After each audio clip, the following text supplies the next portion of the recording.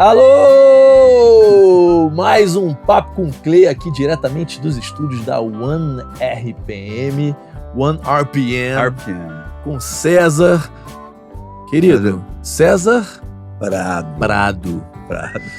Muitos anos trabalhando com vendas, né? Cara, com música, na real, e com vendas também, né? Porque eu trabalhei em outros mercados fora a música. Quantos anos da música, querido? Cara, uns 20 e poucos anos.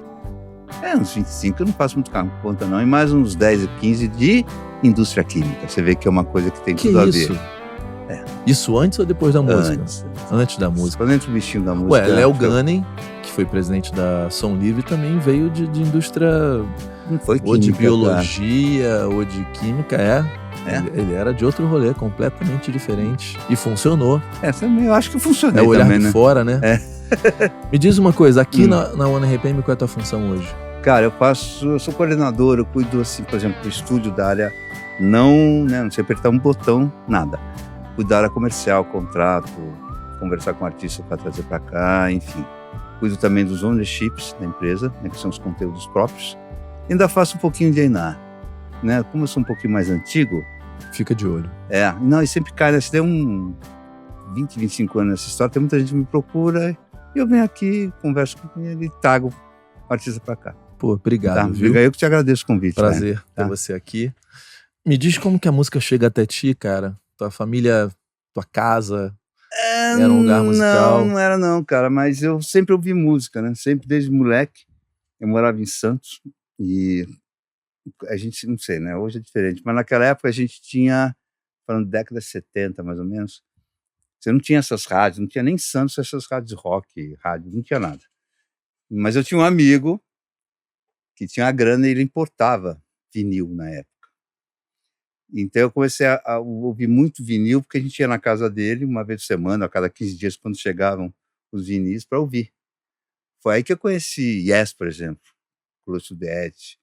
Foi aí que eu virei roqueiro, na realidade, né? Ouvi Rolling Stones direito. Acho que o primeiro disco que eu ouvi dos Rolling Stones foi aquele que era muito engraçado. Não é engraçada a capa me encantou, que era aquele... Tinha um zíper. Sim. Stick Fingers. Só que era zíper, né? Não sei se você viu a capa. Era um zíper. De verdade? De verdade. A capa do importado. Eu falei, porra. Aí você fica ouvindo aquilo e eram vários discos que eu comecei a entender o que era rock, gostar de rock, né? Quando era menino, bem criança. A molecada, é bom a gente contextualizar, porque tem gente que assiste esse canal, que é meio da nossa idade, um pouco mais, um pouco menos, e uma galera jovem. E como hoje tem tudo... Fácil, né? Você sendo premium ou freemium, você tem acesso a todas as músicas que você quiser. É difícil para um jovem entender o valor que a gente dava quando tinha uma peça dessa para colocar na vitrola e a gente consumia aquilo até cansar, porque era uma joia. Era uma joia, cara. Você sabe que quando a gente não ouvia uma música, né? Você ouvia o disco inteiro. O que é Stick Fingers? Rolling Stones, que a gente ouvia falar, não tinha muita informação, porque também não tinha revista importada naquela época, início dos anos 70, mais ou menos. Não tinha toda essa facilidade que tem hoje. Então você tinha, e eram caras, né? E eu era moleque, não tinha dinheiro para comprar. Então a informação vinha, não tinha rádio, em Santos, pelo menos, que tocava esse tipo de música que eu comecei a gostar.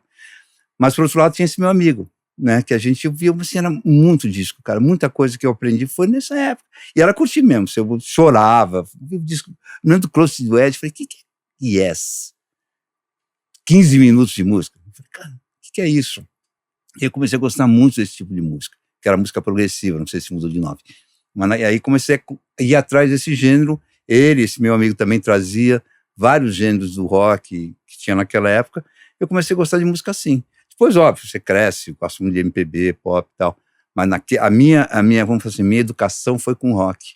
E eu acho que essa época, para quem é mais jovem também, para contextualizar, não vendia tudo nas lojas brasileiras. E aí, as grandes cidades tinham lojas especializadas que tinham, digamos, o catálogo, né? Então, você queria comprar um disco do Bob Marley sem ser o Legend. Sim. Você tinha que ir numa dessas lojas que tinha lá o catálogo inteiro do Bob Marley. Então era difícil ter acesso aos álbuns que não eram os mais famosos ou não eram os últimos, né?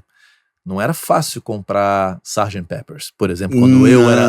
E olha que eu sou um pouquinho mais novo que você. Só na Modern Sounds, no Rio de Janeiro, que era uma loja para fanáticos por música. Nas lojas comuns tinham, sei lá, coletânea. Olha só do Pedro, né, cara? Grande Pedro. Grande. E aqui em Santos não tinha, não. Então, por exemplo... Em Santos não tinha. Não, cara, é uma loja muito... Você tá falando da década de 80, tua. Tô minha falando década de 80 70. e 90. Esse é final de 75 para frente. Não tinha loja, cara. Então a gente ouvia assim. E qual era a Modern Sound de São Paulo? Tinha Eu não estava aqui, eu morava em Santos, eu vim para cá bem depois, quando vim fazer faculdade. Então, minha criação foi lá. Depois que você vem para cá, você já tinha outras lojas, né? Você tinha a Hi-Fi, você tinha... A Hi-Fi acho que teve no Rio também, né? Não sei se foi do seu tempo. A minha mulher atual é filha do fundador da Hi-Fi. Ela também tem várias histórias para contar. E a Hi-Fi foi uma loja importante aqui em São Paulo. Ela que importava Beatles no início da década de 60. Olha só. A Hi-Fi teve uma história, não sei de história direito, mas enfim. Então, assim, com o tempo, eu comecei a comprar disco. Quando mudou para o CD, foi uma outra revolução. Não sabia o que ia fazer aqueles 2.000 vinis que eu tinha. Até então, também não estava na indústria.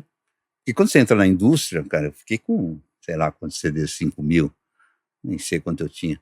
Então, aí comecei a ouvir muita música, né? E quando você entra nesse mercado, apesar de ainda gostar muito do rock and roll, gosto muito do MPB, você aprende a ter uns olhos diferentes com os outros segmentos que você, na época, não conhecia. Tipo, forró, não tinha funk naquela época.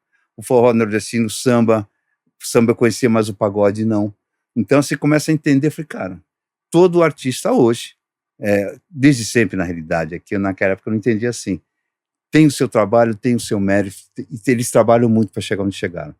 Que se dane o segmento musical. Isso é até hoje. Né?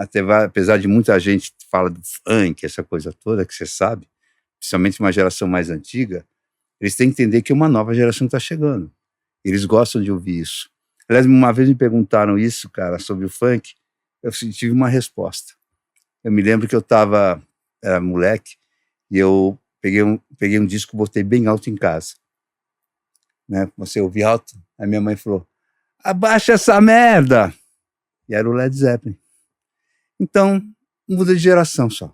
Eu só acho que o funk, existe uma questão de racismo estrutural, sim, claro. Clássico. Porque o digital, né, abriu as portas. Democratizou. Uhum. As ferramentas de produção, um pouco antes, já tinha aberto as portas para qualquer um fazer um fonograma. Uhum. Na medida que os beats passaram a ser baratos para você ou roubar, ou pagar um licenciamento baratinho para fazer. E aí, de repente, a nossa elite cultural passou a ter que enxergar o mercado e falar, opa, o mercado foi ocupado por pessoas que não tinham acesso. Então, acho que tem algo muito mais sério do que simplesmente olhar o funk e falar isso é ruim. Uhum. Existe uma coisa de tipo, pô, por que eu tô perdendo espaço para essas pessoas aqui? Não, pois é, mas eu estava falando mais assim pessoal da minha idade, da minha geração, que não entende o funk. Não ali pessoal... era por uma questão de não entender. Não entender mesmo, até hoje não entende. Mas a gente tem um preconceito, cara. Concordo plenamente com você. Concordo plenamente com você. Eu acho que, por exemplo, o crescimento da própria One RPM foi em cima do funk. Há 8, 10 anos atrás, quando todo mundo olhava assim... Eles foram visionários, né? E aí, cara, a One foi. Né? Hoje é fácil falar que funk tá por aí, mas lá, 10 anos atrás, não era. Condzilla estava aqui, GR6 estava aqui. Então, assim, essa foi a visão, foi onde a One realmente começou a crescer, por ser visionária. De uma coisa que realmente... Eu não estava aqui, eu entrei aqui em 2018, isso foi em 2016, 2015, sei lá, mas eu sei da história, né? Se eu via falar já naquela época. Hoje é fácil falar, mas naquela época foi difícil. E a One começou o seu crescimento em função do funk. De ter a visão de falar, opa, é o que você acabou de falar. Todo mundo meio que enxergava meio torto para esse segmento musical, você porque imagina, era vinha de periferia. O MC Saci tava bombado semana passada, não sei se ainda tá ocupando os primeiros lugares. Você imagina o MC Saci tentando ser recebido pelo Max Pierre na Poligram? Você consegue imaginar essa cena? Não, tô falando, o Max virou um amigo. Sim, amigo. Ou recebido pelo Mainar, ou recebido... Não chegava nem na porta, cara. Então, eu acho isso lindo que tá acontecendo hoje, porque não tem mais gatekeeper, né? Não. Você vai gravar do jeito que for, e se aquilo tiver que explodir, vai explodir com a coisa feita. O Kamaitachi, que é um moleque gigante. Porra, as primeiras músicas dele ele gravou do celular no pátio do colégio. E foi explodir dentro do Discord. Então, eu sou fascinado por quanto é possível para qualquer um. É fácil? Não é fácil? Não. Mas é possível. Antes dependia de 4, 5, 6, 7 caras para dizer se você tinha chance ou não, né? Não, hoje é muito mais democrático, muito mais aberto, muito cara. mais aberto. Você não tinha essa possibilidade de ouvir várias coisas, falando na minha geração. Você não tinha essa possibilidade, não existia, esquece. Então você tinha, porra, eu gosto disso, é isso que eu vou. Porque também você não tinha trilhões de discos ou trilhões de músicas para ouvir, não. Coisa. Era uma coisa muito... Era caro, né? Você tinha que escolher. Caro, você tinha que escolher. Pô, o CD, quando eu me lembro que quando eu comecei a ouvir o CD, fiquei com um CD acho que uns 4 meses, tão caro que era um importado que eu ganhei. E eu não estava na música ainda. Aí eu fui uma viagem para Nova York, aí eu vi aquele monte de CD, eu falei, cara, eu trouxe uns 40. Você era foi bem na Tower Records ainda? Já era Natal, foi na Tower Records, tinha uma outra, cara, mas acho que foi na Tower, você descia, tinha, puta, era enorme, só de clássico, eu falei, o que é isso? Só clássico. CD era uma coisa, tipo, 300 metros só de música clássica. Aí depois você tinha uma sessão de jazz, eu fui mais primeiro, acho que o primeiro CD do Lenny Kravitz eu comprei lá, não nem sabia quem era Lenny Kravitz na época. Ops, deixa eu ver isso aqui, legal a capa, era pela capa, isso aqui. Então, assim, muitas coisas eu aprendi também com o CD, já melhorou, mas quando veio realmente o digital, a coisa foi muito rápida. Hoje você tem, minhas filhas moram fora, né? Uma mora na Austrália, outra em Portugal. Mas mesmo quando elas pequenas, ela gostava, coisa na minha geração era uma coisa maluca. Ela gostava do punk rock, como gostava do forró, como gosta do samba. Isso não acontecia com a gente? Não, nem a pau. Né? Mas porque a gente foi criado assim, nosso ouvido foi criado assim. Hoje não. Você ouve tanta coisa, cara, que você... A molecada, acho que minha filha já está mais de 30. Acho que essas de 20 anos que estão chegando são mais democráticas ainda, cara. Elas vão num show de punk como vão no funk. Pra sem mim, problema nenhum. É a minha grande crítica, principalmente aqui que a gente é filial, né? Uhum. Eu acho que as gravadoras não estão construindo o próximo catálogo que vai ficar. Tá todo mundo pipocou no TikTok, contrata. Pipocou ali, só que a gente sabe que esses hits são efêmeros, né? E lá nos Estados Unidos, que eles não são filial, são matriz, você vê a quantidade de artistas incríveis de entre 20 e 30 anos que estão nascendo e sendo construídos, bem gravados. Você chega no East West em LA, tudo tomado. E cara, e novas Olivias Rodrigo e Billie Eilish, e são muitos artistas que não nasceram no TikTok, ou seja, estão pegando artistas e construindo carreiras, como era feito antigamente. Do zero. Como era feito antigamente. Agora, filial, cara, um papo que eu tive com a Sony, com um cara graúdo da Sony no East West, eu tava lá gravando, falando assim, perguntei isso pra ele, né? Ele falou, cara, vocês são filial e a moeda de vocês está muito fraca. Então, pra nós é o seguinte, a gente quer resultado trimestral. Aqui a gente tá olhando lá pra frente também, entendeu? Aí eu entendi o rolê, entendeu? Tadinho do Paulo Junqueiro, tadinho da galera. A galera tem que entregar resultado trimestral, então é só pegar o que pipocou. Sim, eu acho assim, a única coisa que não que eu discordo, eu concordo plenamente com o que você está falando, porque eu trabalhei na Universal, trabalhei na Warner, enfim, já trabalhei em gravadora, não na época do digital. Mas, por exemplo, no caso da Warner RPM, ela é uma das maiores empresas hoje no Brasil, digital, mas só que ela não tem Led Zeppelin, não tem catálogo, não tem Maria Bethânia, não tem nada. Mas é um caminho de vocês agora. É um caminho, agora. Exatamente, uma das coisas que eu estou fazendo, não sozinho, com o povo aqui dentro, é criar um catálogo para a gente precisa ter uma cauda longa, e é isso que a gente procura, né? Então, assim, sempre há a possibilidade de a gente contratar um artista, porra, dá para trazer teu catálogo tá jogado, cara, para nós é um sucesso, é isso que eu tenho que formar, né? Porque é o que você falou, preciso ter uma história.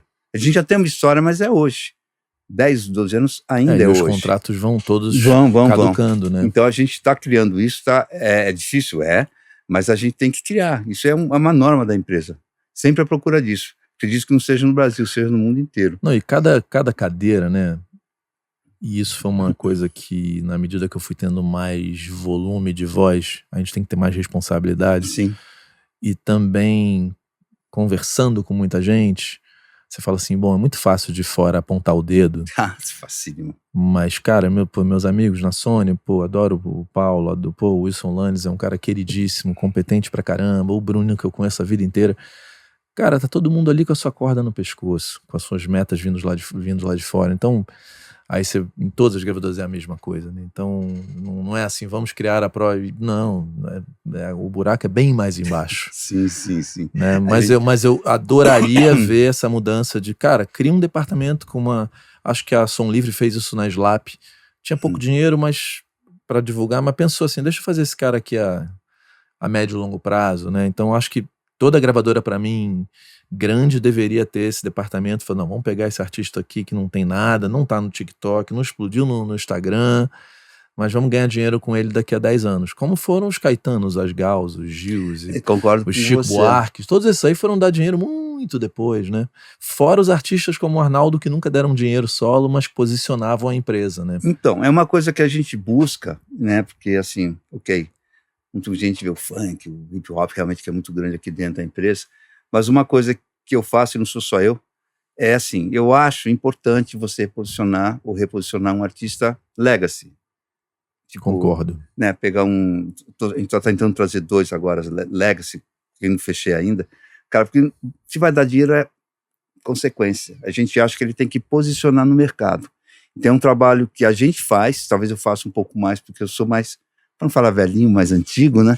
Então, eu tenho esses contatos. Então, eu acho isso um grave erro, porque às vezes o artista também não entende, né? Porque ele tem que estar lá, ele tem que estar no digital. Isso é uma coisa que a gente se preocupa. Óbvio que tem todo esse movimento que você conhece da OneRPM ou do mundo digital. A gente quer, sim, posicionar artistas antigos que precisam estar no digital, não estão, ou estão mal posicionados. Na boa, se der dinheiro, ok. Se não der também, tá tudo certo. Ou artistas desses que as gravadoras não gravam há anos. Exatamente. E que se vier com baita álbum, vai ter gente escutando. Porque a gente quer isso, cara. A gente busca, a gente trouxe alguns já, e a gente quer trazer mais. Infelizmente, assim, tem muitos que realmente eles próprios não se interessam, porque para eles, assim, que tem que fazer um movimento digital. Não adianta chegar um artista de 70 anos, ficar sentadinho como era a gravadora bancando. Não. Ele tem que fazer o trabalho dele, senão não vai andar. Isso tem gente que realmente às vezes não tá afins. Né? Mas a gente, na medida do possível, cara, tudo bem, você não precisa gravar 4 stories por dia. Cara, mas faz faz assim, faz assado. Vamos começar devagar. Ele entrando no digital, pra gente, é muito importante, cara. Então a gente busca isso também dentro da OneRPM.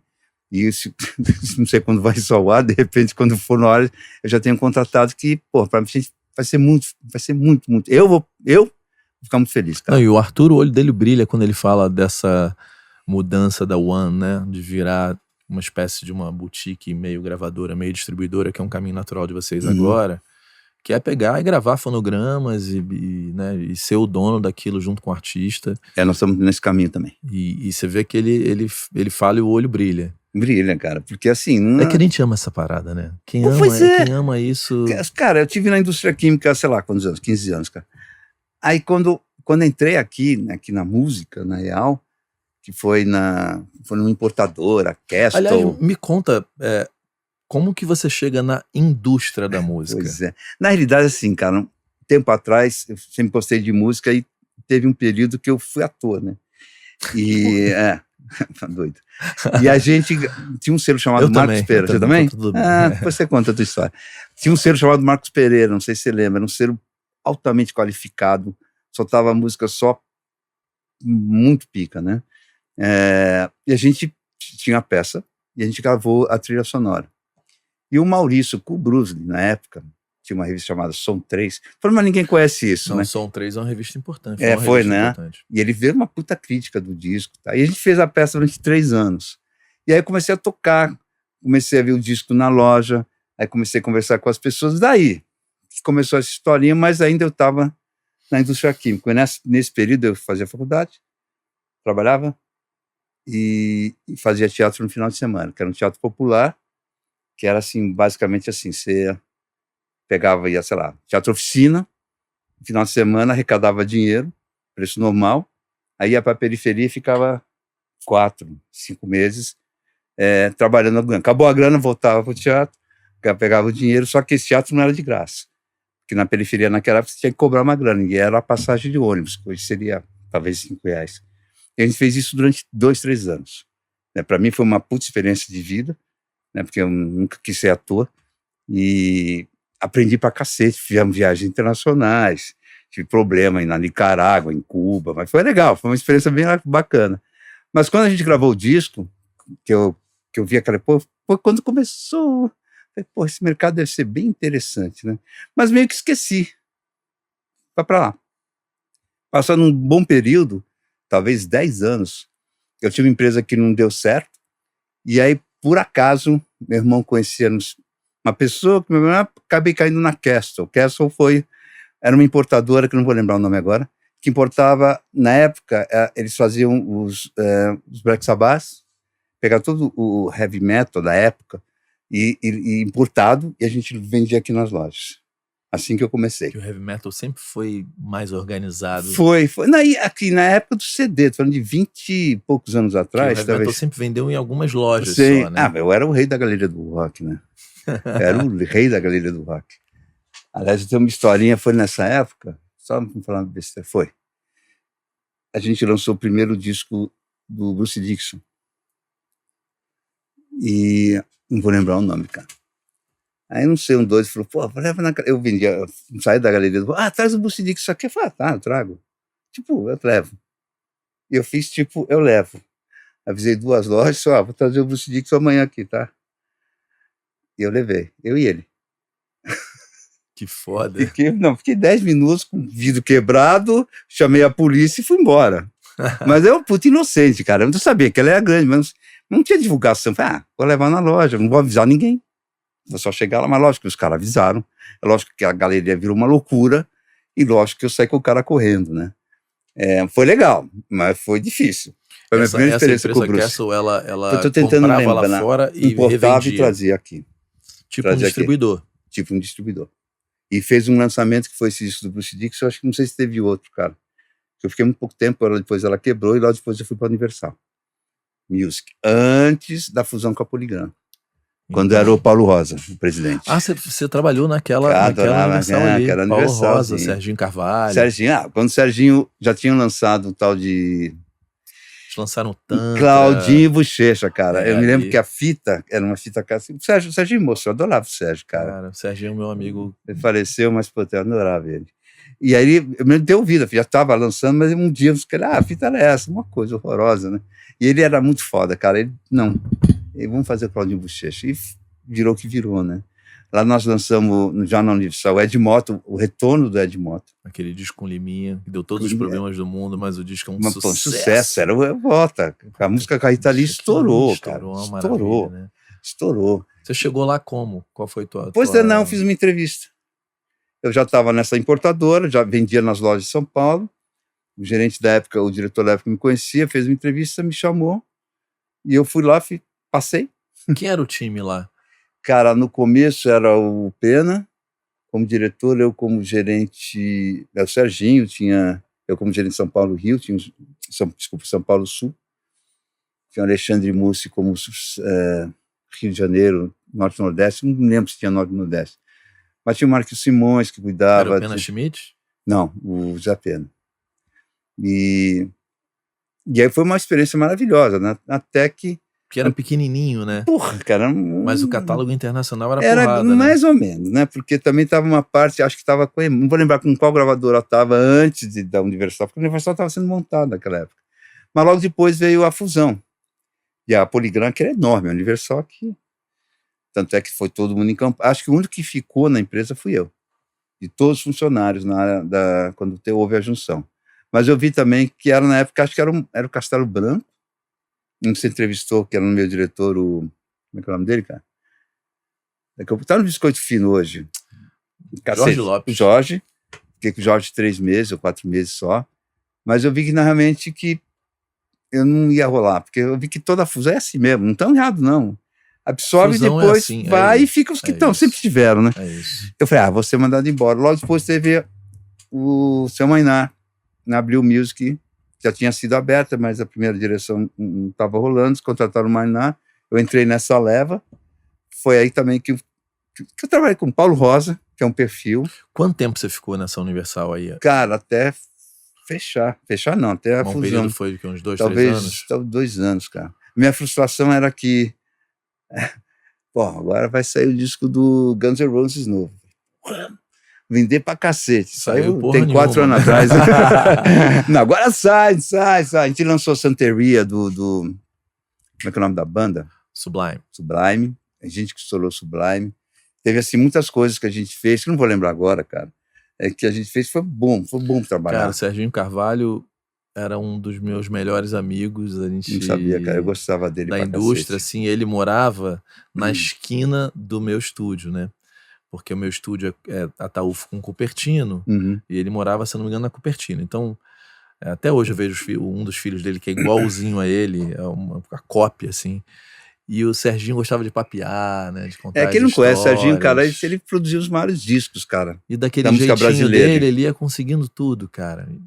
Esse disco do Claudinho, você ouviu a tal da demo? Você achou que ia ser o sucesso que foi? Não, já estava lançado. Eu só fui, tipo, deixa eu ver como é que começou essa história. Já tinha um meme pego? A gente já estava falando que acho que ia estourar. E estourou. Porque foi uma coisa... O mesmo disco do Ed, cara, eu lembro que a gente foi fazer uma tarde de autógrafo, um negócio chamado tarde de autógrafo, ninguém sabe, tinha na loja com o artista. Tudo coisa do passado. Do passado. Aí ia pra nós com o artista e chamava, enfim. E do Ed, cara, ele ia tocar, mas ele perdeu a voz. E eu falei, cara, e aí? Aí, sabe, e era comecinho, o Ed tava voltando, ninguém sabe, a música não tinha explodido na rádio ainda. Aí eu fiquei passando com o Ed pra lá pra cá, ele deve lembrar disso. Passamos pra lá pra cá, aí vinha um cara, tirava foto, era assim. Uma foto, assinava o disco, uma foto. Depois o negócio um pouco que mudou, né? Mas, e a gente fazia vitrine. A coisa do display, isso era importante, né? Porra, eu fiz uma vitrine que eu me orgulhei muito, mas eu já estava eu lancei o disco Aqua, não foi o Aqua, acho que foi na Universal. Foi na Universal. Que a gente ia inaugurar a Saraiva do Eldorado. O Aqua era que a música Barbie Girl, né? Que explodiu na época também. E a gente queria fazer a vitrine, eu ganhei a vitrine, eu quero a vitrine principal da inauguração da loja Saraiva. A gente Como que era essa disputa de quem teria essa vitrine? Cara, não sei, eu não lembro, mas eu tinha um disco importante, né? Tive uma do Mary Mason, pequenininha, na mesma inauguração, e o Mary Mason, que doido, e tinha uma vitrine principal. Porque a gente fez o seguinte, a gente pensou assim, bom, Barbie Girl, a Aqua era um disco meio assim, vamos fazer um aquário. A gente falou com uma menina de ela ser a sereia, ou a Barbie Girl dentro do aquário, para ficar 15 dias naquele negócio lá. Era por dia. A gente pensou em botar a Barbie e falou, não, vai ter problema, a boneca, né? E a gente acho que a gente acabou fazendo, a gente botou primeiro bagre, que parecia tubarão, um aquário desse tamanho assim, botamos bagrezinho lá, botamos umas Barbie fake, boneca, disco lá dentro, e inauguramos a loja.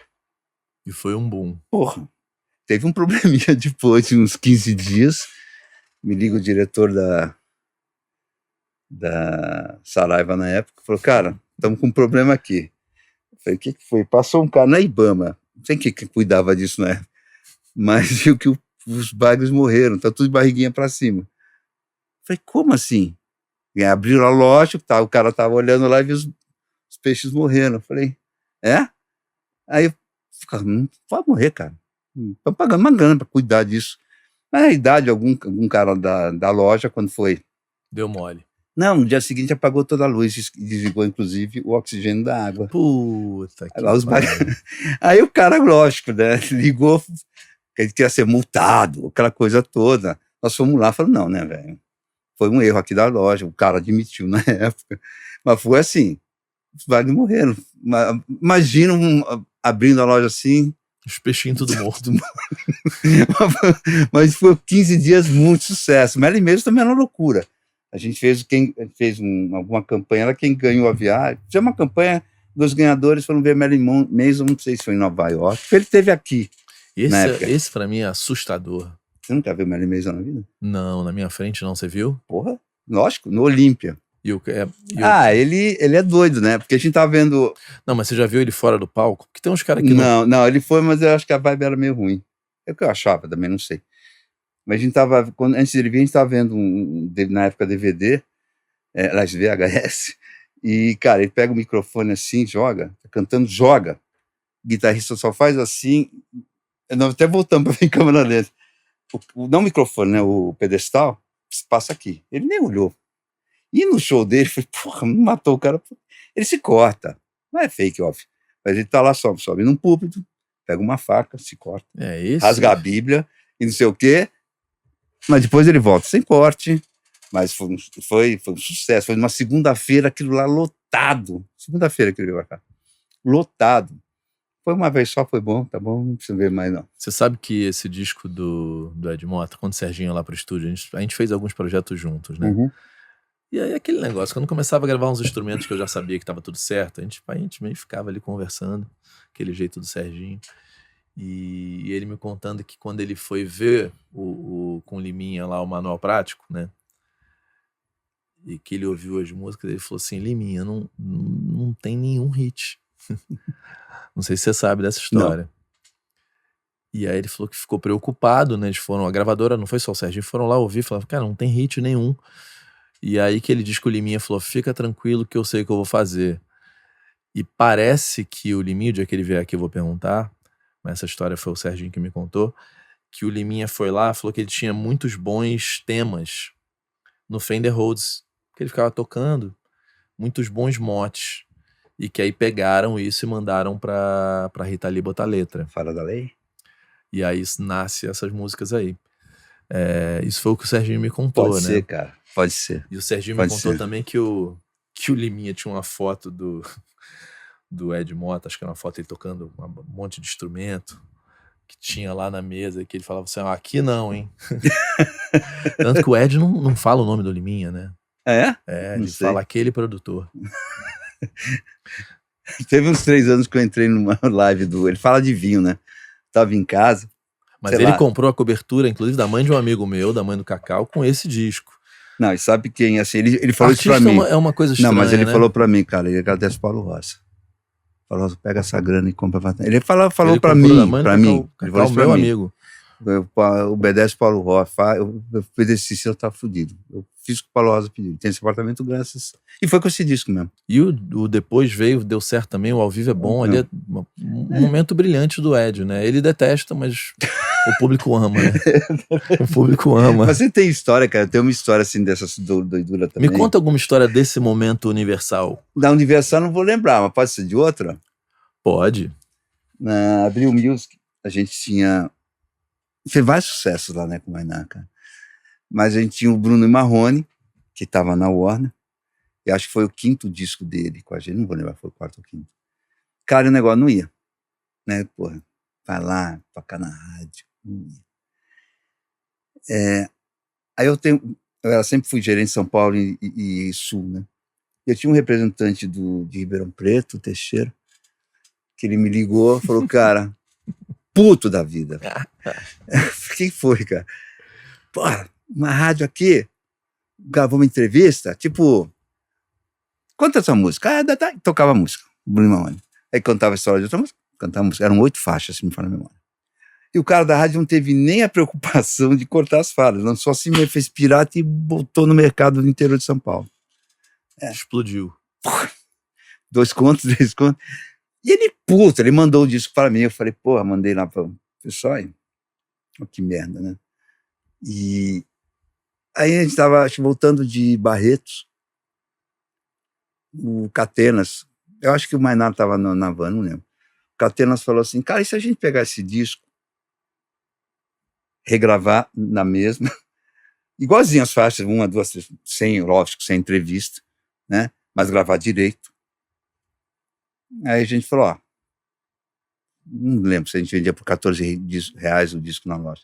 Mas se vender por 8 na loja, ou por 7, não lembro, acho que vai ser legal. Então, Abril, copiou um pirata, tirou as falas, vendemos barato, isso foi passo inicial. Gravaram ou não? Não, gravamos tudo de novo, mas voz e violão, velho. E gravamos direito, na mesma sequência que foi lançado o Pirata, mas sem a entrevista. Que maravilha. E aí estourou, pode contar a história que quiser. Estouramos o Bruno Marrone, assim, copiando um pirata. Que beleza. Você, pelo que eu entendi, você sai dessa Universal na Fusão e fica pouco tempo na Poligram, né? Quanto tempo você fica ali? 3 meses, 4 meses. E aí o presidente era o Marcelo Castelo Branco. O que você sentiu de diferença de gestão do Paulo Rosa pro Castelo Branco? Parecido? Não, acho que são gestões diferentes, eu acho. Mas eu fiquei muito tempo. Acho que nesse período, eu tive acho que uma vez, quase com ele ontem, mas uma vez só com ele, porque eu ficava em São Paulo, né? E fiquei 3 meses, 4 meses. Não deu para sentir. Não deu para sentir. Porque assim, eu posso falar assim de que os casos que eu trabalhei bastante foi o Paulo Rosa, o Sérgio Afonso na Warner e o Maynar. São 3 presidentes que eu trabalhei, cada um no seu estilo, mas Paulo gosto dos Rosa 3. Para Maynar, diferença de gestão. Fala, sou amigo do Maynar, tá? Eu também sou. E eu acho que essa galera, cada um do seu jeito, né? Sou um absoluto admirador do Marcelo Castelo Branco e não só tenho admiração, como tenho gratidão. Eu acho que gratidão é uma coisa que a gente fui educado assim, tenha gratidão e eu vou ter para sempre, assim. Independente da UBC não estar mais patrocinando o canal, o Marcelo virou um grande amigo, um grande mentor, é um cara que eu falo para ele que o tempo que eu tava com a UBC, até o meu comportamento, eu acho que eu evoluí, porque eu falava assim, cara, se eu falar dessa forma, ou se eu fizer desse jeito, o Marcelo não vai gostar. E como o Marcelo é um cara exemplar, assim, na conduta, né? Talvez um dos poucos caras unânimes no mercado, conviver com ele, saber que eu estava trabalhando para ele, moldou muito, sei lá, a minha personalidade de alguma forma. Mas você não trabalhou tanto tempo com o Marcelo, né? Basicamente nem trabalhei, 3 meses. Como foi trabalhar com o nosso querido Maynar? Porque é um cara com sangue nos olhos, cuspindo fogo, apaixonado por música e querendo vender pra caralho, né? E gênio, né? Pra mim... Cara, eu admiro muito o Maynar também, cara. Porque cada um, tanto o Paulo como o Maynar, como o Sérgio Afonso, que foi o meu último presidente que eu peguei na Warner, né, antes de, enfim, ver outras coisas, eles são completamente diferentes, tanto na gestão como no modo de agir, como na própria personalidade, né? Você conheceu o Paulo Rosa? Conhece? Conheço. Fala assim, cara, eu não sei se mudou, mas é aquela tranquilidade. O Paulo, a gente sempre conversa, é um cara tranquilo, Tranquilo, ele sempre foi assim, cara. Diferente do Maynar, porque o Maynar é um doido, né? Doido no bom sentido. Como também. Era essa Abril? Porque essa Abril foi... Eu me lembro que eu tava como artista na Paradox e só se falava de Abril, porque Abril entrou agressiva no mercado, né? Rádio pra caramba, todos os melhores divulgadores iam parar na Abril. Como era essa Abril? Pra gente falar do Maynar também. Como que era? Por que a Abril foi tão forte, mesmo não sendo uma multinacional? Quando o Maynar entrou, que eu entrei nessa era Maynar, né? Cara, era uma Abril que eu me lembro do primeiro disco que tinha lá, que era do Maurício Manieri. Ele olhou aquilo lá, o disco era bom, de fato é bom, mas a capa matava o disco. Matava o disco. Aí ele mudou a capa. Finalidade, como é que, deixa eu ver se eu tô falando besteira. Você botava uma luva, lembra da luva? Lembro. Então você tinha que ter a capa original, mas botei uma luva, acho que foi isso. Botou uma luva com outra coisa, acho que meteu a música numa novela. Ele detestou a capa? Detestou. Aí botou numa novela, o disco explodiu. Isso foi o primeiro produto, né? Aí você tinha um tal do Fala Mansa, que estava explodido na prainha lá de Espírito Santo. Trouxe também Viadec, eu não lembro. Por mais de 1 milhão de discos. Veio o Capital Inicial, com aquele acústico. Não sei se... Já tinha feito um disco na Abril, não sei se foi antes do Maynar. Esse acústico, pra mim, é o DVD mais bem sucedido, assim, porque tava em todos os lugares, em qualquer restaurante, na estrada, onde você ia, tava aquele DVD, né? Tava, eu me lembro que era um lugar pequeno, Espaço Mars, eu acho, não lembro, foi gravado, que era um lugar que tinha 40 pessoas assistindo só. E ninguém levava muita fé, pelo que me falaram. Não, cara, né? não é isso. Eu me lembro que, assim, eu fui na van, era o João Augusto que cuidava, né, na gravação. Fui na van, a gente ouviu 3 músicas ou 2 músicas novas, né? E falar, porra, acho que vai rolar. Mas eu me lembro que, assim, os filhos sempre foi um pouco de referência. Minhas filhas eram pequenas naquela época. Porra, saiu o disco Capital. É meio assim, né? Essa música, botei a música, não lembro qual era o primeiro trabalho. Natasha, Fogo. Não, Natasha foi a segunda. Aí nada acontecia, nada. Minha filha... E aí eu tocava na rádio, nada. Aí não sei quem foi, Natasha. A do Kiko foi trabalhada de primeira ou não? Puta, eu não vou lembrar, velho. Não vou lembrar de verdade. Mas em certo momento deve ter sido, né? Porque era uma música famosa. Muito, né? Mas Natasha era nova, né? Umas 2 ou 3 novas lá. Quando entrou a Natasha, que ela trocou a música, eu botei pra minha filha, adorou. Aí tu falou, opa. Opa. Eu não vou lembrar, assim, a gente tava vendendo, era muito número, né? Tava vendendo, sei lá, vendemos em um mês e meio, 50 mil. Eu sou ruim de número, tá, gente? 50 mil sem discos. Eu sei que nem entrou Natasha na rádio, tivemos que fabricar tipo 400 mil discos em 20 dias. Tanto foi a procura, a gente não tinha um negócio de fabricar. Vendeu mais de 1 milhão, né? Na época, mais de 2, não sei quanto está hoje. Mas aí veio Natasha, aí tudo mudou. Aí tudo mudou, cara. Era outro Capital show pra cacete. Pô, eu vi show do Capital uns 500 vezes. Não porque eu era produtor, mas como eu sempre viajava, tinha show, cliente queria ir. Eu tinha que ir no camarim, me tirar foto com o pessoal do Capital. Então eu fiz isso várias vezes. Vi vários shows do Capital. Assim como o do Bruno e Marrone também, assim que estourou. Depois o Pirata estourou também. Eu estava viajando no interior, eu viajava. Naquela época você viajava mesmo, né? Pegava o carro, ia com o representante, ia para as lojas, para nas grandes lojas. Pô, eu fui vários shows também em função disso, de trabalho, ou às vezes, tem um show em Ribeirão Preto, sei lá, meio que forçar uma viagem, porque eu sabia que cliente queria ver, isso era legal pra gente. Levar uma loja para tirar foto com o Bruno e Marrone, ou com o Capital, ou com o Fala Mansa. Então a gente fez, isso era uma coisa meio que normal, né?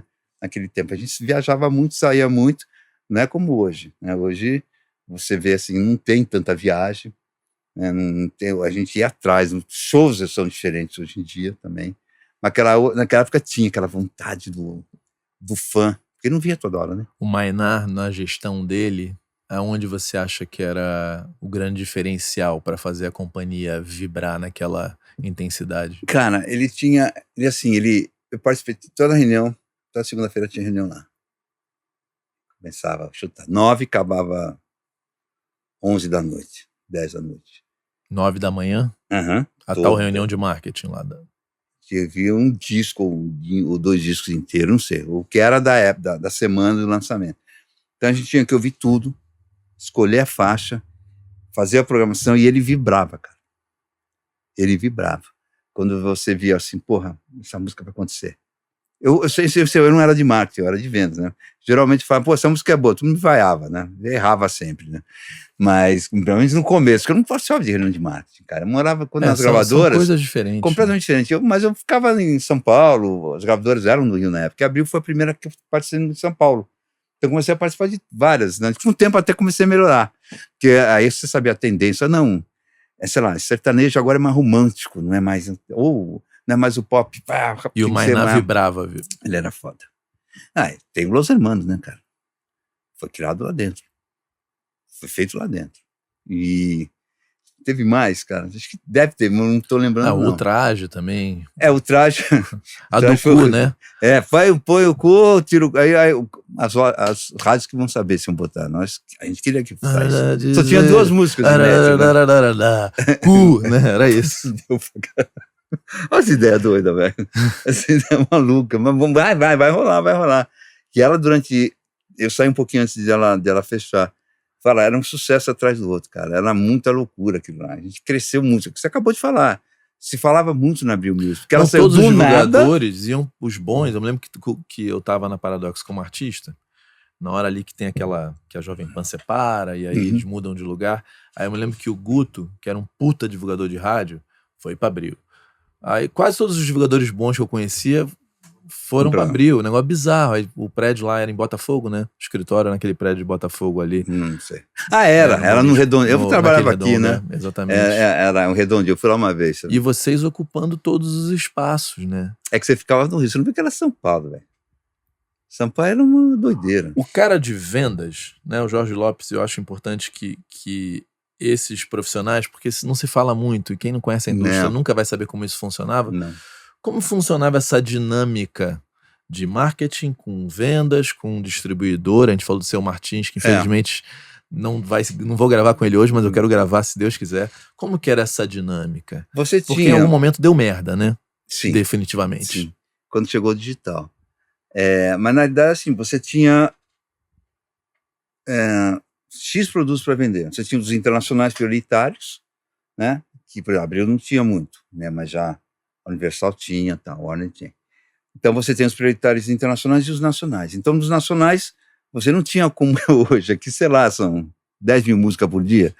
Lá você tinha possivelmente uns 10 semanas nacionais. Quando era internacional tinha vários, mas tinha os prioritários e os não prioritários, né?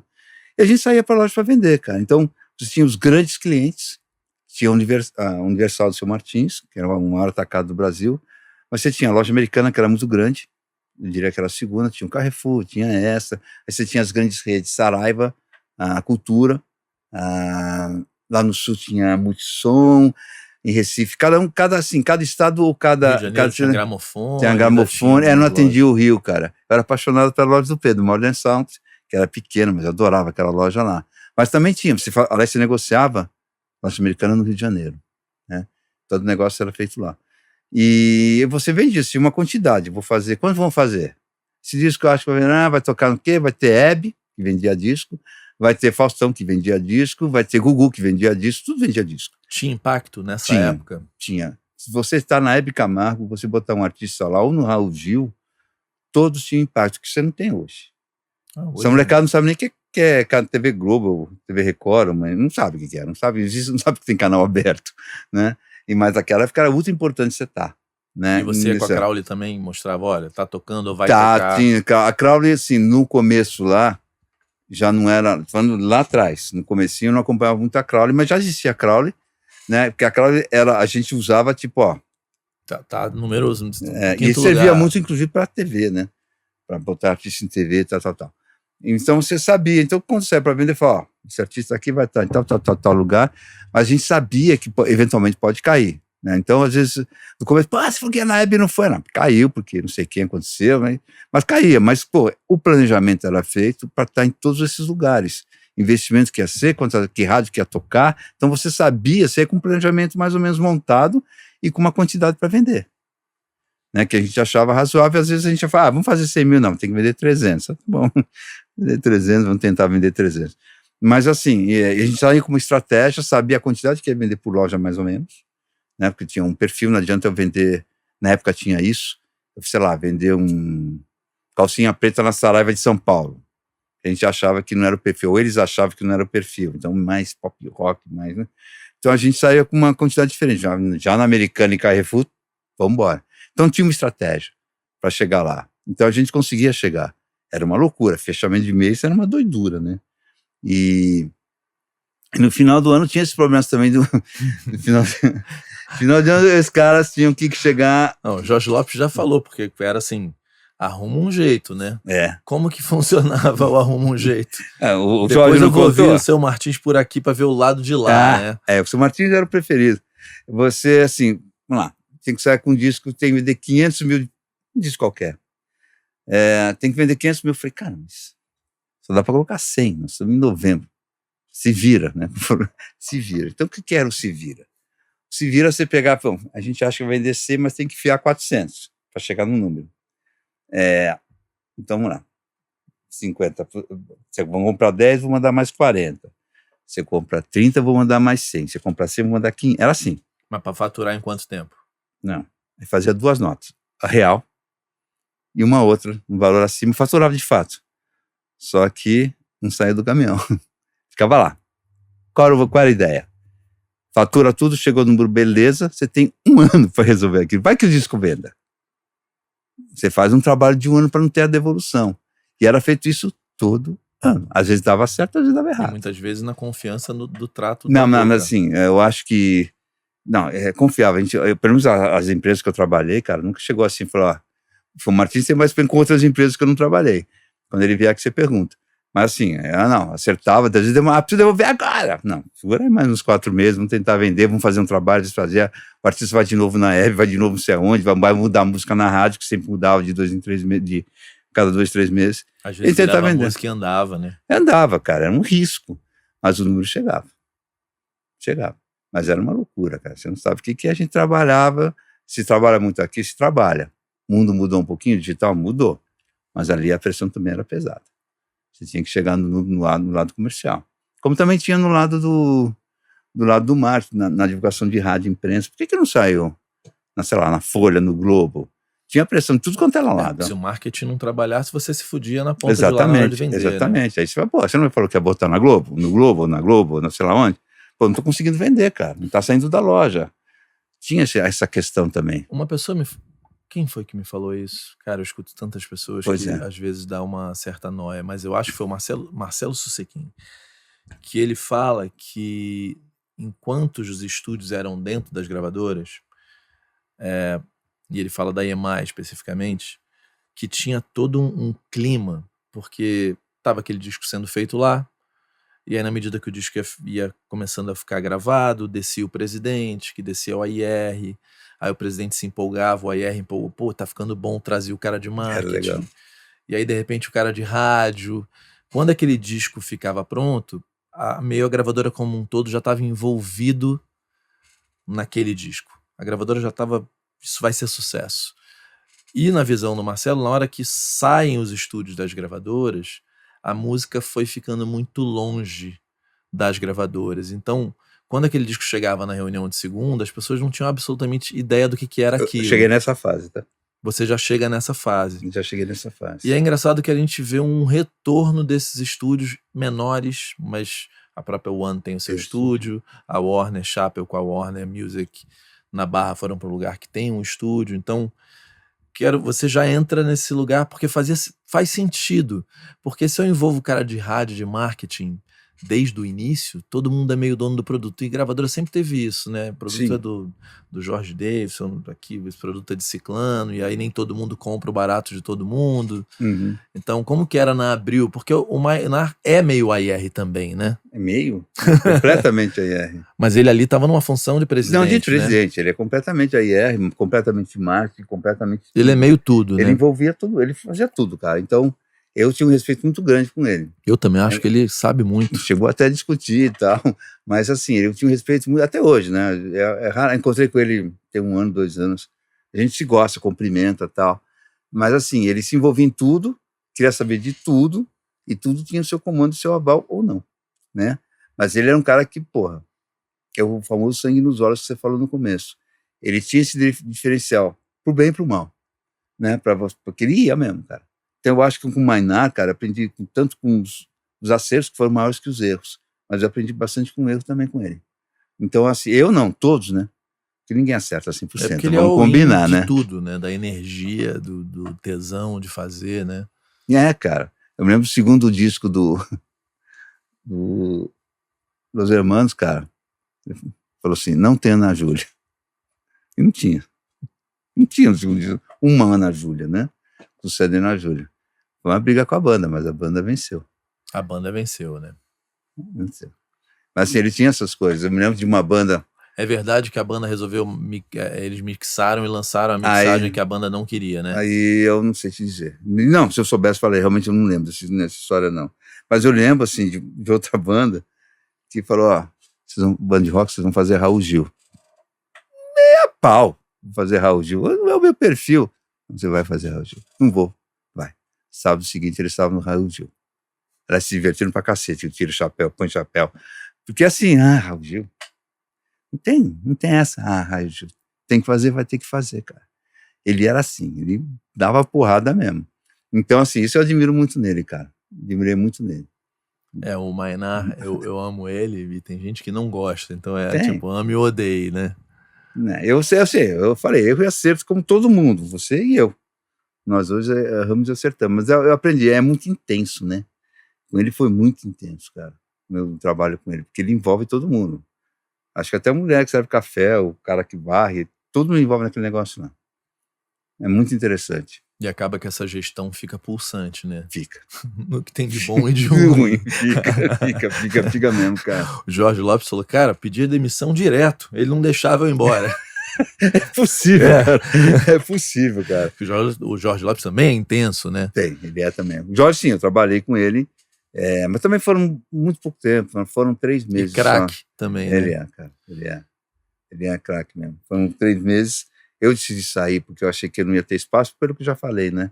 que era a tendência natural ficar quem estava, né?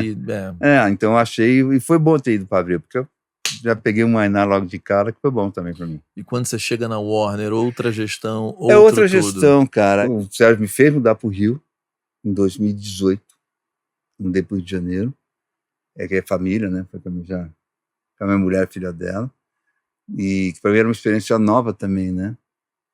E aí o Sérgio vai para a Barra que a gente vai mudar para lá. Naquela época ainda estava lá junto com a Warner Chappell, lá na Gávea. Tom já tinha morrido? Acho que sim, né? Tom já. Acho que já em 2018. Eu acho que sim. Acho que já, sim. E aí eu mudei para o Rio, fui para a Barra, e eu saí de lá depois de 3 ou 4 anos, eles nunca mudaram para a Barra, ficavam indo para a Gávea todo dia, mudou para a Barra depois que eu saí. Mas foi uma grande experiência também, porque eu já estava pegando essa fase de mudança, não do mercado, né? Então, eu ainda atendia a venda de CD em loja, né? Mas já sentia que tinha um movimento. Eu saí de lá em 2008, desculpa, eu falei 2018, não, foi 2008. Eu acho que saí em 2011 ou 2012, eu não lembro, foi por aí. Eu fiquei mais um ano e pouco no Rio, depois eu voltei para São Paulo. Mas já estava com a mudança digital acontecendo. Mas o Sérgio é uma outra experiência, né? Foi um cara, assim, completamente diferente de tudo que eu tinha trabalhado. Como que a Warner pulsava em relação Cara, ele, assim, a minha primeira reunião, primeiro eu achei que era sacanagem, né? Todo mundo falava que sabe esse carioca que vocês falam? Eu falei, não é possível, eles estão falando essa porra aqui. Eles estão me sacaneando, só forçando o carioquês para encher o saco. Não, com o tempo eu aprendi que era aquilo lá mesmo, né? Porque era tudo carioca, só eu de São Paulo. Sacaneava muito eles por causa disso, né? O melhor hospital é a Ponte Aérea, sempre brinquei com essa história no Rio de Janeiro. Mas eu me dei bem, mas é outra história, completamente diferente que eu tinha aprendido. O Sérgio é um cara muito mais centrado, ele é mais calmo, na minha visão. Né? Calmo no jeito assim, mais nada. Mas ele sabia o que queria. Ele sabia o que queria, ver o que ele fez com a Anitta, né, cara? Então, que foi depois, na minha época, né? Mas assim, a gente tinha que trabalhar, a gente fazia muitos projetos, a gente vinha de lá de fora, a gente tinha aquelas coletâneas, que eu não vou lembrar o nome, que a gente tinha que vender pra cacete, a gente vendia pra cacete. Ele ia na Americana comigo, né? Eu não tinha o cargo de diretor, mas eu era gerente geral, cuidava do Brasil todo na época. Ele ia, não sei se todos os presidentes iam, mas ele ia na Americana negociar comigo, né? Ou eu ia com ele, sei lá. Então foi um cara que eu aprendi também. Eu saí depois de 3 ou 4 anos, já com algumas mudanças previstas, possivelmente, quando eu voltei para São Paulo. Mas uma experiência completamente diferente. Primeiro eu mudei no Rio, né, cara? Morar no Rio para mim foi eu vou lá e eu volto para lá amanhã. É só você ter um lugar para aqui dentro. Um espaço eu volto para o Rio, porque eu adorei morar no Rio de Janeiro. E voltaria de vez. Você é louco? Eu falei, não, eu adoro o Rio, cara. Renê estava nessa época, na Warner? Não. Renê não. O Renê estava onde? Conheço o Renê. Porque o Renê trabalhou na Warner e depois foi para... Eu trabalhei com a Bel. Som Livre e depois foi... Mas já estava na Som Livre. Já estava na Som Livre. Acho que o Renê já estava na Som Livre. Porque nessa época não tinha... A gente... Era engraçado, cara, porque quando você ia visitar a loja, não tinha esse, eu sou concorrente, eu sou Sony, eu sou Warner. Não. Porque são produtos diferentes, né? Então, você tinha que ter um produto bom para ganhar gôndola. Você buscava a gôndola. Então, dependia do teu conteúdo para vender. Então, a gente não era inimigo, a gente se amava, né? Salvo alguns atritos pessoais, mas todo mundo era amigo, cara. Todo mundo saía tomar café, não tinha inimigo. Inimigo não era, né? O produto que você tinha que colocar na loja. A gente trocava CD, trocava ingresso, teve show. Cara, eu ganhei muito CD, como dei muito CD também, porque era um outro mercado, né? Hoje você não tem esse contato, não existe, é digital, né? Então você não tem esse contato que a gente tinha um contato físico mesmo, de ir lá convencer o seu Martim, Martim, isso aqui é bom pra cacete, deixa eu convencer o Carrefour, seja lá quem for. Era um outro mundo. Eu sou um cara que, por exemplo, quando deu a chance para voltar acabando a pandemia, eu quero. Não aguento mais ficar em casa, porque eu sempre fui de rua. Né? Eu venho todos os dias, se deixarem. Né? Porque eu sou um cara presencial, eu gosto de tocar a pessoa, olhar no olho, isso tanto com artista, quando eu vou negociar, como... Hoje não tem mais lojista, né? Mas quando era com lojista, cara. Porque quando a gente fazia uma tarde de autógrafo... os nossos lojistas são os DSPs, né? Que não sou eu que cuido, cara. Acho que o último grande evento que eu fiz em loja foi com o Nando Reis. Que eu estava numa empresa chamada Canal 3 que fazia venda antes de vir para cá. Que eu fazia, foi em 2017, aquele Jardim Pomar. Tem até uma coisa interessante, ele fez vinil, né? não sei se você acompanhou esse lançamento desse dia, fez vinil, fez um compacto simples, sei lá como chama hoje, verdinho, né? E quando eu estava falando com o Diogo, eu falei, cara, faz fita cassete. Aí, esqueci. Passou um tempo, eu lembro que era um sábado, o Diogo liga, pô, estou com o Nando aqui em Fortaleza, ou sei lá, no Nordeste.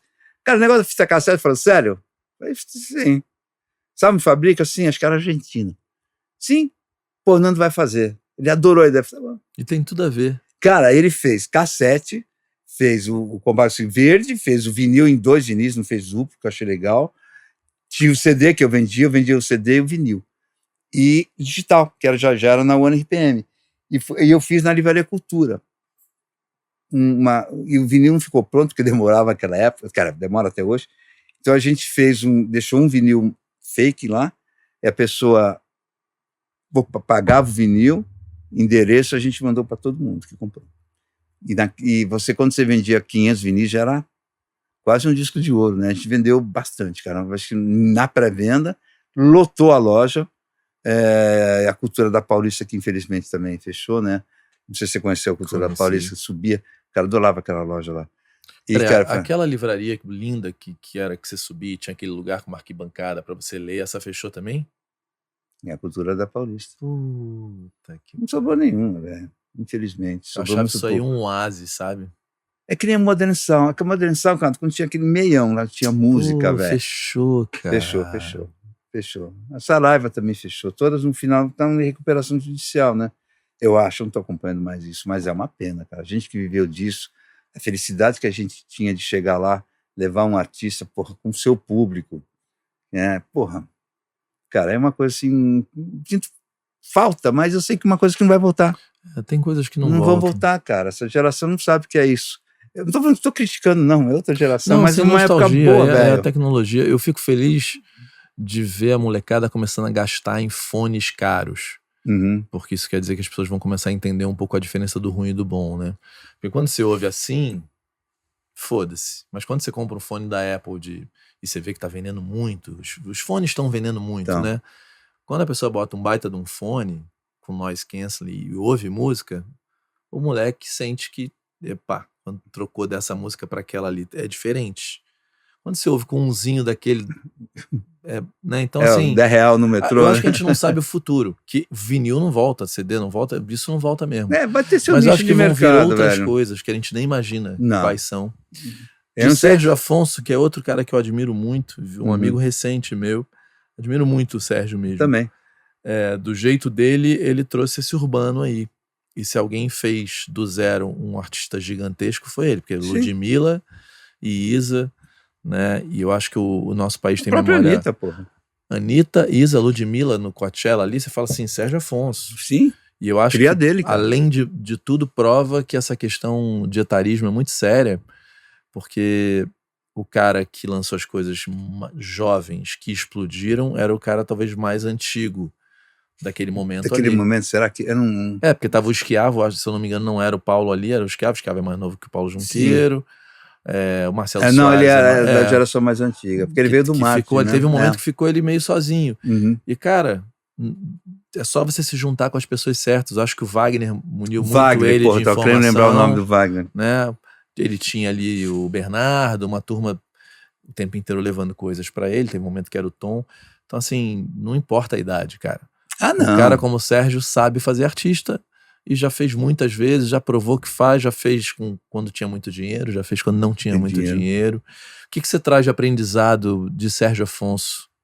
Cara, ele e de Maynard, se fosse botar assim... A Maynard já, assim, são duas coisas completamente diferentes que você aprende, cara, porque aquela intensidade do Maynard, cara, posso falar, era muito grande, então você saía... Mas você absorvia, cara.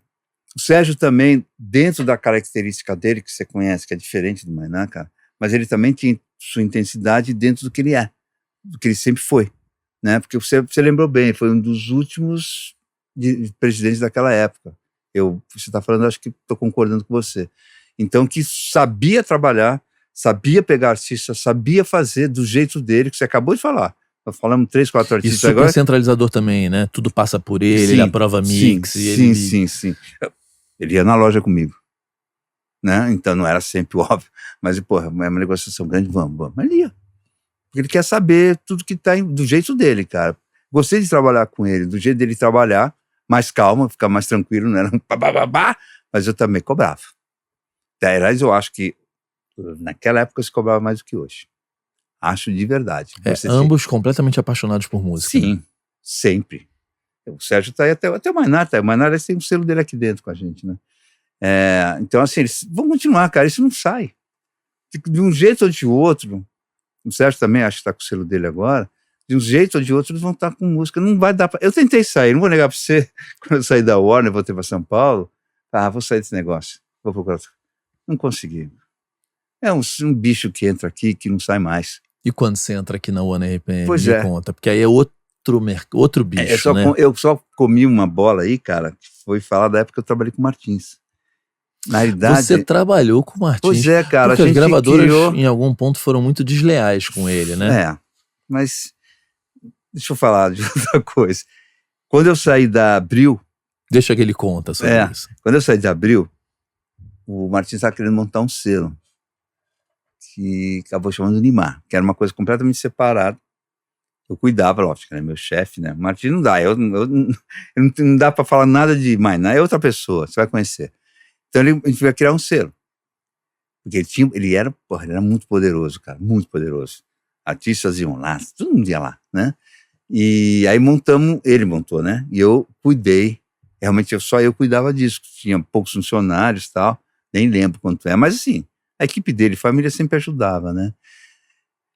E aí a gente começou a vender muito disco, né? Começou a chegar disco, a gente fazia, vamos fazer isso aqui? Coletânea? Vamos fazer. Tinha um disco inédito, eu fiz acho com a Indie Records, que era na época o Liber, né? Fizemos alguns projetos em conjunto que a gente vendia, eu pagava uma grana para ele na época. E eu tive um caso muito emblemático, que foi muito legal, cara, do Amaury Júnior. Ele tinha um programa, aquela música tocava toda hora no programa. Aí ele criou um disco, que trouxe pra gente um amigo nosso, o Sandro, chama As Músicas do Programa. Aí eu falei tipo assim... som livre, né? Mas é que tinha, eu não vou lembrar, tinham 2 músicas lá, cara, que não tinha lugar nenhum, só tinha no disco, né? Ou tinha alguma coletânea que custava $100, não tinha. Aí vocês licenciaram. Fizemos tudo isso, eu falei, Martins, vamos fazer, cara.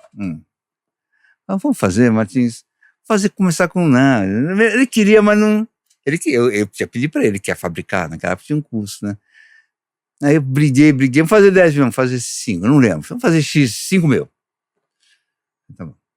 Então beleza, conseguimos fabricar pelo menos, né? Agora depende da gente. Aí eu fui na Maria Júnior, dei entrevista pra Maria Júnior. Né? Tá saindo, eu nem lembro, que eu fiz 2 entrevistas já. Fizemos um lançamento aonde? Campos de Jordão. Não vai ser aqui na fazer, Campos de Jordão. Todo mundo até lá, carregado de ser uma tarde, noite de autógrafo, lotou o seu Salite lá da Maria Júnior. Em resumo, meu irmão, esse disco vendeu mais de 150 mil, que já era disco de ouro. Não custo nada. Nada. Eu fiz uma na Livraria Cultura, essa que tá triste também. Lotou, cara. Gente pra cacete.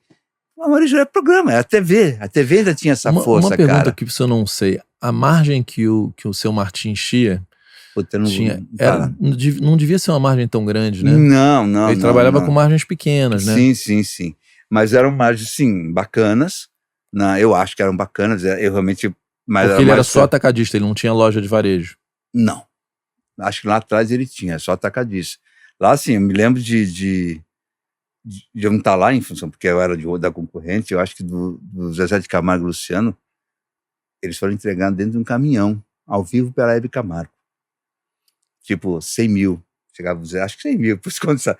100 mil discos, chegava o Zezé, o Luciano, lá, para entregar na loja dele na Ipiranga. E eram 100 mil discos, acredite em mim. E a Hebe filmando lá, ao vivo, não sei mais.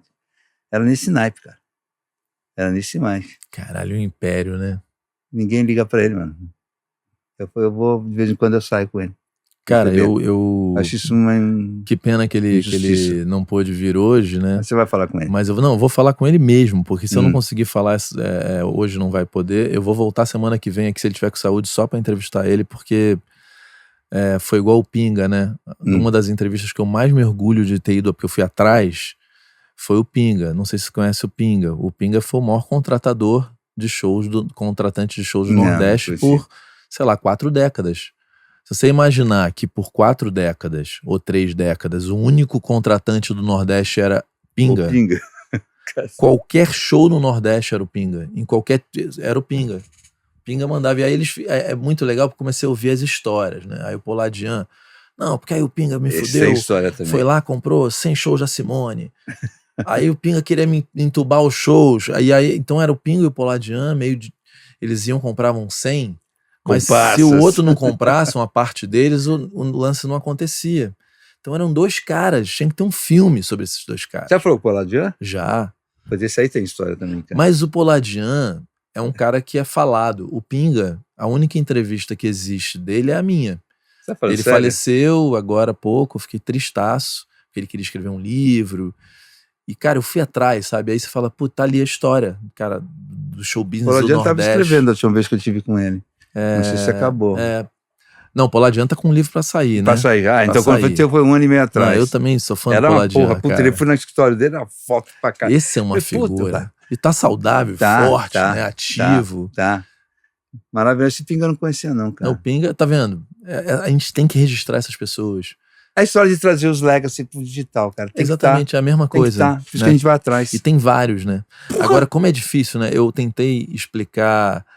Teve um momento que o Marcos, da CD Baby, me procurou, ele sabia que eu sou muito próximo do Fagner, falou, cara, pô, você conseguiria marcar, eu queria explicar pro Raimundo como que... Eu falei, pô, mas cara, não vai entender. Ele vai acabar fazendo de novo com a Universal, com a Sony, porque é difícil explicar para essa geração as vantagens, por exemplo, de você não estar numa Universal e estar numa One RPM, onde você vai ter uma porcentagem muito mais alta. Sim. Muito mais clareza de onde vem o dinheiro, de relatório, mas o cara ele nem quer aprender, cara. É isso que eu te falei, às vezes o cara tem dificuldade de dizer o que ele tem que fazer hoje, porque antes tudo faziam por ele, né? Hoje ele tem que fazer, ele tem que cuidar da rede social dele. Mas quando o cara tem lá, né? Cara, 80 shows por ano de prefeitura garantido... beleza.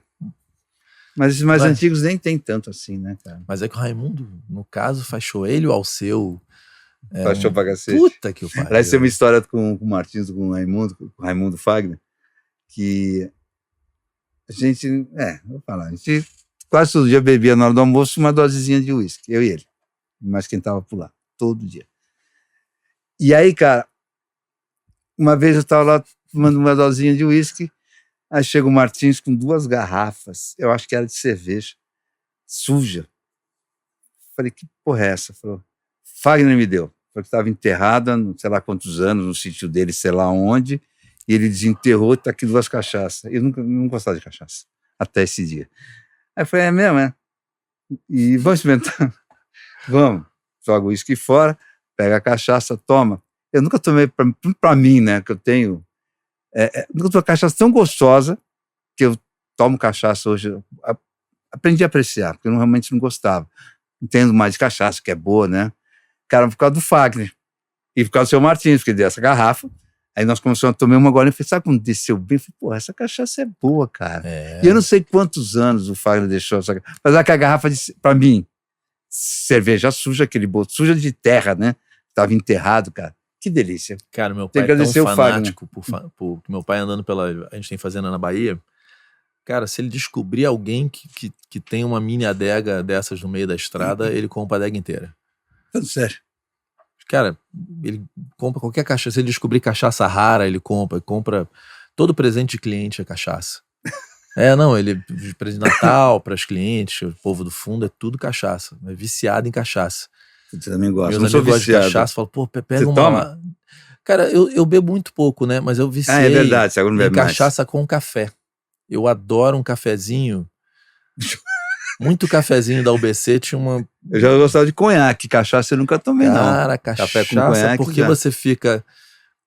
Dá aquela... Só que ao mesmo tempo dá uma ligação, né? Então você fica meio ligado. Pensar nisso. Estão falando ali. Me conta, o que você tá falando aí, cara? Da cachaça. Eu tenho um primo meu, um manezinho. Tu é da cachaça também, cara? Tudo isso. Do uísque. Eu também sou, né? Mas assim, ele também mora em São José do Rio Preto, trabalhou com rádio, hoje faz divulgação e tal. E lá em Mirassol tem enfim, uma indústria de cachaça que faz, inclusive, aquela cabaré.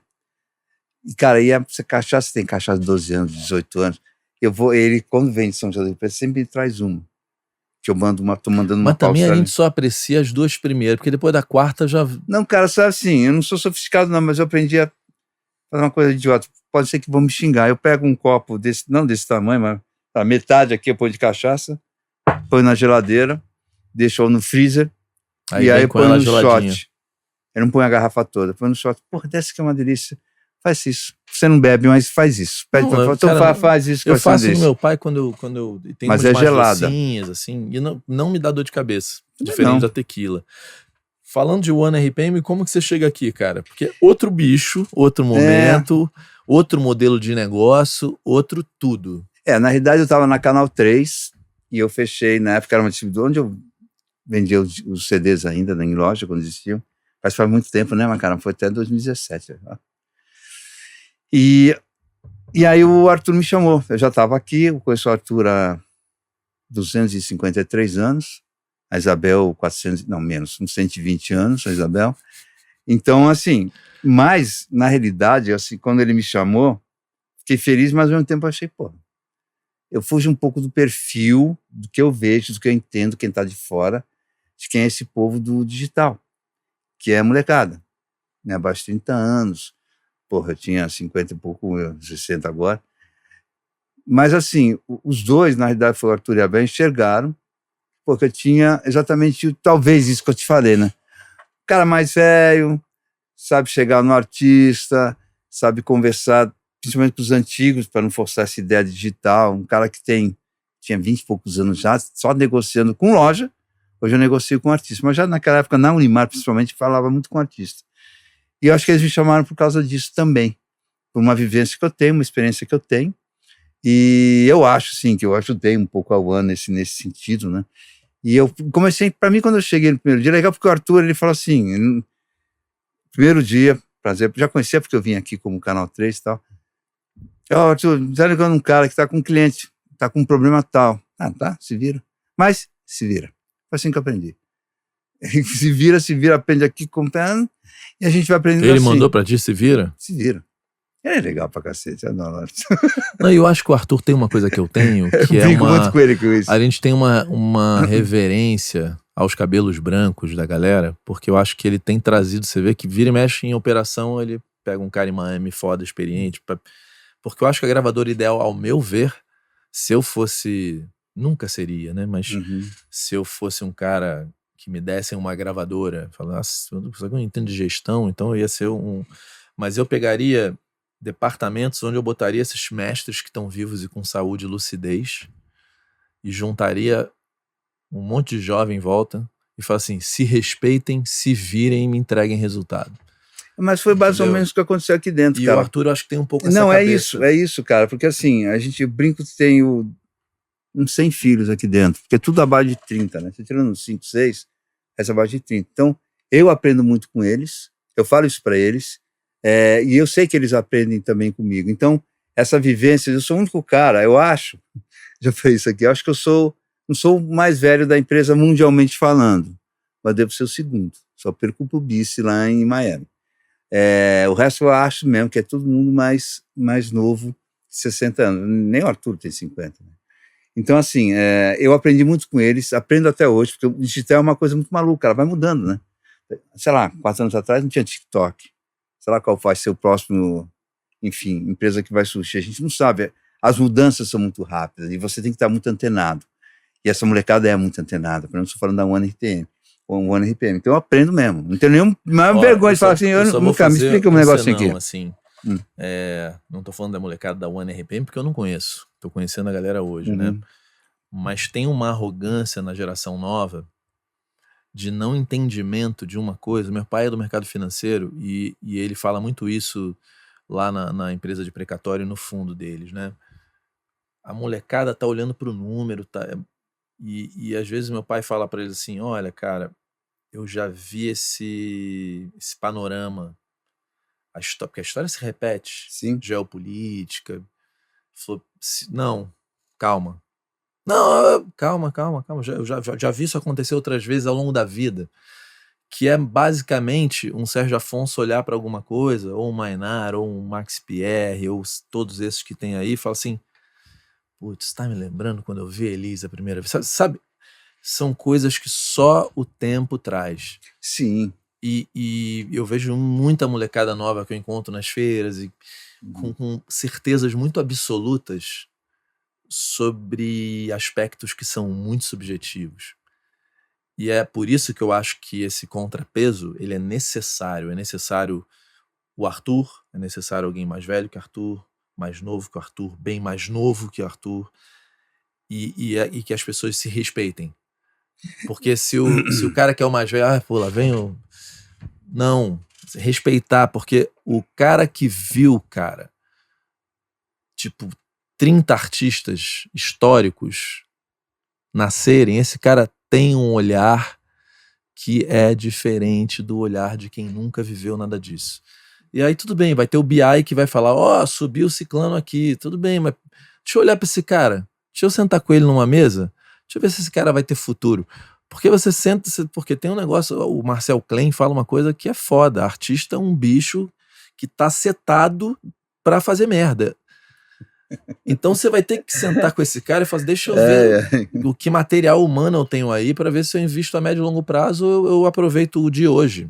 Concorda comigo? Concordo. E essa experiência a molecada nova não tem, cara. Então, cara, você, assim, aqui dentro, eu sempre falo isso, falo para eles. Por isso que é o equilíbrio, é a molecada. A gente tem o equilíbrio. Existe um respeito, eles me chamam de velho. Chamo. Chamam de avô, porque eu sou avô, né? Mas porque eu deixo também, porque eu brinco pra cacete. Eu falo, seu puto, todo mundo aqui é seu puto, vem cá, vai falar com você. Então, mas a gente tem um respeito muito grande, cara.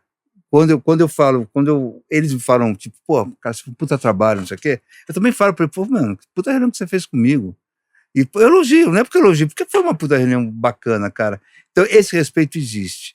Tá? Eu não sinto nenhum, pelo menos comigo, e internamente aqui, nenhum tipo de arrogância, eu não sinto, né? São 200 cacete de funcionários aqui na UNPM. Aqui dentro, aqui em São Paulo, deve ter uns 80, 100. Não sinto nenhum tipo de arrogância, tem um respeito muito foda entre eu e eles comigo. E eu acho que tem a ver com a gestão também, né? Também, cara, mas assim, eu não sou chefe deles, eu aprendo com eles. Quando eu era em NAR, tinha essa equipe de marketing, cara, eu falo, cara, quem entende marketing é ele, tá? Não sou eu, não. Dá aula aí. Porque é ele que entende, porque você não consegue nesse mundo digital, você não consegue entender de tudo, cara, porque as coisas são muito rápidas. Então, se você cabem, sei lá, 5 bolinhas aqui na mão, a sexta, fudeu, né? A sétima, fudeu. Então, se alguém tem alguma dúvida eu não tenho uma vergonha. Agora do problema de YouTube, cara, tem uma equipe, você não resolve? Eu falei, não, tem 250 pessoas aqui, velho. Tem alguém que vai te falar de YouTube, tem alguém que vai falar de marketing, tem alguém que vai falar de Spotify, suporte, o cacete A4. A gente tem uma equipe para isso.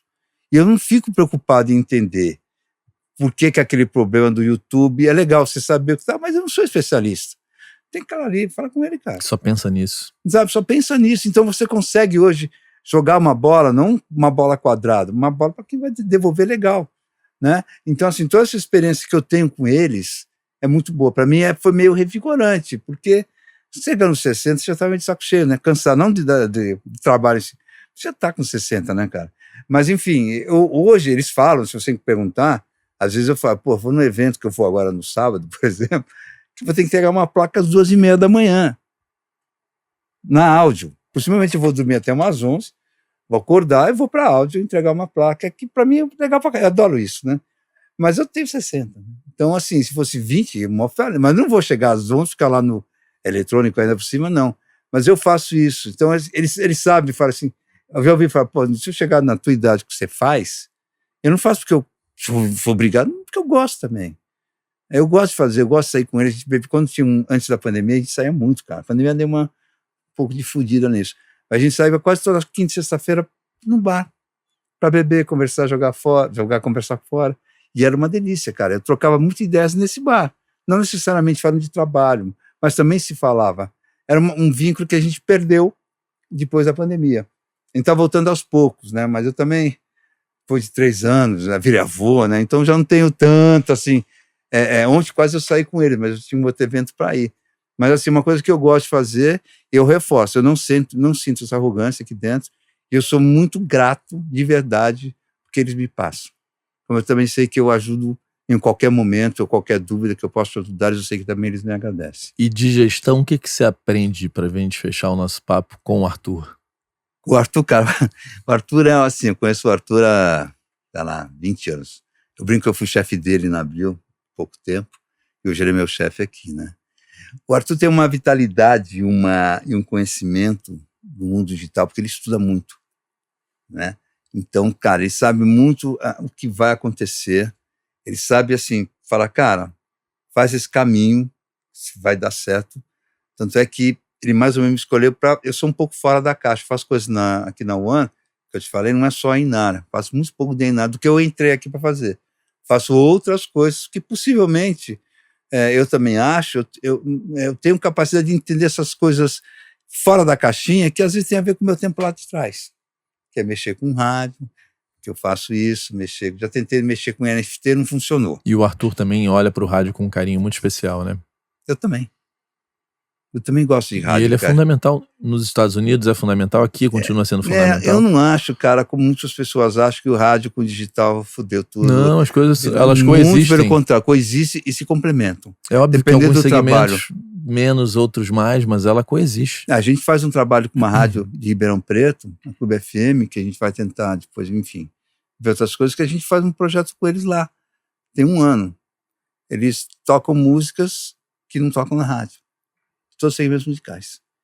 Então, ele toca na rádio dele, a gente tem um acordo entre as empresas, o artista não paga nada. Então, a gente, assim, mas é uma coisa assim, teste. Então, 1 ano testando. Mas, cara, tá dando certo, cara. Então, é aquela música que tá estourada na internet que o cara da rádio não conhece. E a gente tem a convicção. Se o cara ouvir a música na rádio, fala, pô, essa música é legal. Deixa eu ir nas plataformas ouvir. Vai ouvir. Além de ouvir a música que ele ouvir, ele vai conhecer outras músicas do artista. A gente acredita nisso. Somos inocentes? Somos sonhadores? Não sei. Mas a gente acredita nisso, cara. Então a gente faz esse projeto sim, que espero continuar, né? E fazendo esse projeto bem fora. Tem outras coisas que a gente faz também, que não tem nada a ver com plataforma digital. E disso tudo de um pensamento um pouco à frente que o Arthur tem. Cara, vamos fazer isso? Vamos fazer aquilo? Ou sim ou não? Vamos seguir? Às vezes eu faço e falo, não vai rolar. Ou vamos tocar. E ele passa para mim e vamos embora. Né? Porque a gente se conhece há muito tempo, tem um conhecimento de mercado e sabe que pode jogar na minha mão. Estou falando que eu vou acertar ou errar, que eu vou acertar e errar, né? Mas assim, eu vou dar um direcionamento que eu vou falar, velho, foi ou não foi, eu errei também. E o bom aqui também é que a empresa é menor, né, em relação à multinacional, então errou, corrigiu. Ah, sim, eu sempre brinco, quando vem algum artista que está em gravadora, eu falo, cara, você recebe ainda relatório em PDF? 3 meses? Eu falei, aqui não é assim, cara. Você vê todo dia, mas eu brinco muito com relatório em PDF. Relatório em PDF ainda? Falei, pois é, não é assim que funciona aqui não. Mas enfim, cara, para mim é o meu último estágio de trabalho, vai ser aqui. Isso eu falo para todo mundo, daqui eu me aposento, porque eu não tenho mais, assim, a One foi a minha última e grande experiência que eu tive. Eu agradeço muito ao Arthur Abel, né, e principalmente meus parceiros, que hoje eu falo com o Arthur Abel, ok, mas eu vivo com essas 200 pessoas aqui dentro, cara. São eles que que me fomentam a continuar, de verdade. Eles me ajudam porque eu preciso entender algumas coisas que eu não... Demoro um pouco para entender. Eu tenho 60, né? Eu não tenho 20, 30 anos. Eu vou falar uma coisa bem honesta. A cabeça da gente vai diminuindo. Não adianta você querer falar, você querer um moleque de 20, você não vai ser. Então eles me ajudam muito, cara. Eu sou grato. E se a gente for falar daqui uns 3, 4 anos, eu estiver fora, você vai ver que eu não estou em empresa nenhuma. Eu agradeço muito esses últimos... Eu estou há 6 anos aqui, incrível. Achei que não fosse durar né? Porque eu não entendia nada disso, cara. Eu estou há 6 anos aqui, eu sei que eu ajudei, mas eu fui muito ajudado também aqui dentro. Meu querido, tá? Prazer ter você aqui, viu? Eu que te agradeço, cara. E foi quando a gente falou ali, eu falei, porra, a gente tem que gravar. Né? Ele nem tinha me convidado, o Arthur. Se ferrou, obrigado, hein, velho. Mas, porra, parabéns aí pela tua trajetória. Obrigado a você. Obrigado por estar aqui compartilhando também tudo igualmente, isso comigo, irmão. Viu? Obrigado mesmo, obrigado, Clê.